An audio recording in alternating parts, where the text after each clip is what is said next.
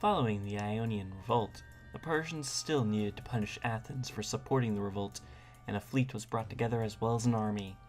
King Darius saw this as an opportunity to expand his empire into Europe as well. Mardonius took leadership of the Persian force and sailed his fleet towards the Hellespont and transported his land army across the strait. The army subjugated as many cities in Thrace and Macedonia as possible. However, a violent storm near Mount Athos rammed and sank many of the Persian ships.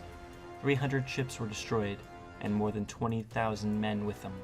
Meanwhile, on land, Mardonius and his army were attacked at night and they were camped by the Brygi, which was a tribe of Thracians. Many Persians were slain, and even Mardonius himself was wounded. Mardonius was enraged and vowed to not leave without subduing them. He was successful, but with many losses of his army and fleet. He had to retreat back to Persia. Although their initial mission was failed, they did manage to secure the land to Greece. King Darius decided to turn to diplomacy, since the Greeks were no doubt aware of their coming. He sent heralds to Greece to demand surrender, and also sent heralds to various seaports requiring them to provide ships and horses for war. Many Greek islands consented to Darius, fearing his wrath, most notably Aegina. The Athenians heard what the Aeginetes had done, and believing that they intended to join the Persian attack on Athens, they labeled them as traitors to Greece. The king of Sparta, Cleomenes, went to Aegina with his fellow Spartan king Demaratus, intending to seize the traitors. The citizens of Aegina resisted, and Demaratus supported their stance, and Cleomenes responded by having Demaratus declared illegitimate with the help of the priests at Delphi, whom he bribed. Demaratus therefore joined the Persians, and was given land by King Darius. In Sparta, Demaratus was replaced by Leotychides, who traveled with Cleomenes to Aegina. Seeing that both the Spartan kings were against them, they decided to make no further resistance, and the highest citizens were brought to the Athenians. The people of Sparta became aware of Cleomenes' actions to dispose of Demaratus, so they seized him and he fled. Cleomenes sought to unite the Arcadians against Sparta, and the Spartans were afraid and agreed to return him as king. No sooner did he descend into madness and went crazy, did the Spartans imprison him. In prison, he got a hold of a knife and disfigured himself to death. His half-brother, Leonidas, ascended to the throne, and with it, Sparta was driven into chaos against the Aeginetes. Meanwhile, Darius took command of the army from Mardonius because of his failure, and gave it to Artaphernes and his son Datis. They traveled down to Cilicia with a numerous land army and camped there until they were joined by the sea force and horses gathered together by the various tributaries. They embarked the horses and troops, then a force of 600 triremes sailed to Ionia, and instead of sailing along the shore up towards the Hellespont, they sailed through the Aegean Sea, because they feared the danger of doubling Mount Athos again. They crossed the island of Naxos in order to punish their resistance during the failed expedition Persians mounted there a decade earlier. More on that topic on my Siege of Naxos video.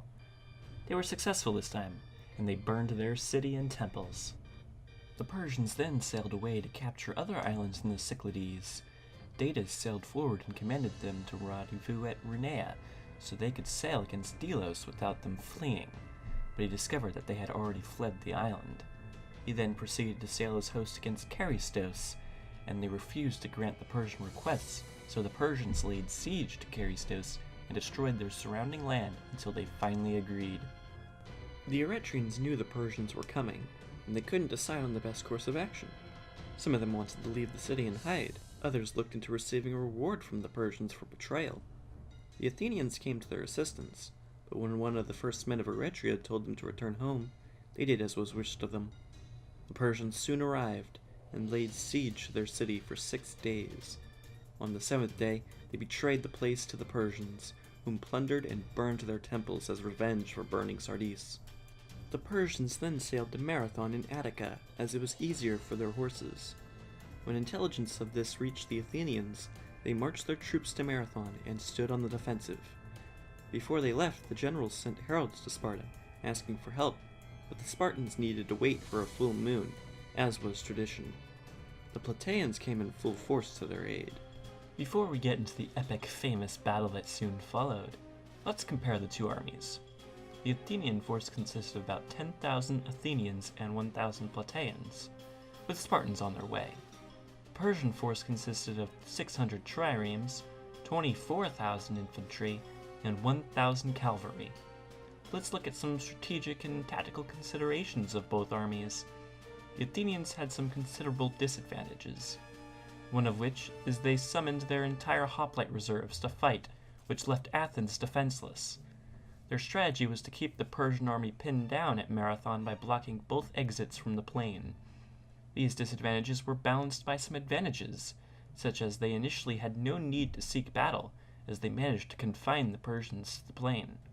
So time worked in their favor as they were waiting for the Spartan arrival, so they remained on the defensive.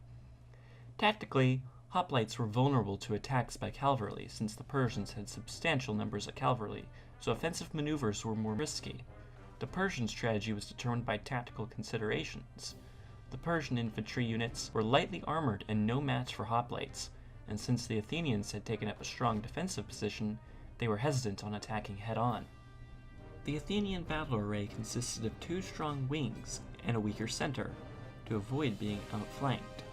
For 5 days, nothing happens until the intelligence reached the Persian army that the Athenians were expecting reinforcements in the form of Spartans. They advanced forward to attack, and so did the Athenians. They were grouped together in a phalanx formation as they were approaching the Persians. The Persians stopped advancing and allowed the Greeks to come to them while they fired arrows at them. But the phalanx formation, along with the hoplites' heavy armor, caught them by surprise as they marched towards, unaffected by the arrow volleys. Then, out of nowhere, the Greeks sped up and ran them down, which also took the Persians by surprise. The Persians were lightly armed and were no match for the heavily armed hoplites. The Persian center line managed to break through the weak Athenian center line, but the Athenian wings quickly routed the inferior Persians on the flanks before turning inwards to surround the Persian center. Then the Persian center fled and were chased by the Athenians all the way to the shore until they reached their ships. The Athenians managed to capture 7 ships, but the rest got away. 6,400 Persian bodies were counted on the battlefield, while the Athenians lost only 192, and the Plataeans 11.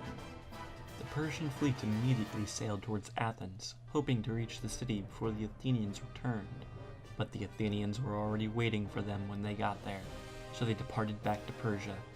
The Spartans arrived the next day and toured the battlefield at Marathon, and agreed the Athenians won a great victory, and then departed. Although the Persians failed the expedition, they did manage to claim the Cyclades and resubjugate Thrace, as well as Macedon. Back in Persia, Darius began raising a new army over the next few years, and he himself would command the army instead of Datis, but was delayed by an Egyptian revolt, and Darius, with his failing health, eventually died at 64, and had appointed his son Xerxes as his successor to ascend to the throne at only age 36. Xerxes crushed the Egyptian revolt, and eventually the Babylonians' rebellion as well. Xerxes sought to conquer all of Greece with a much larger army.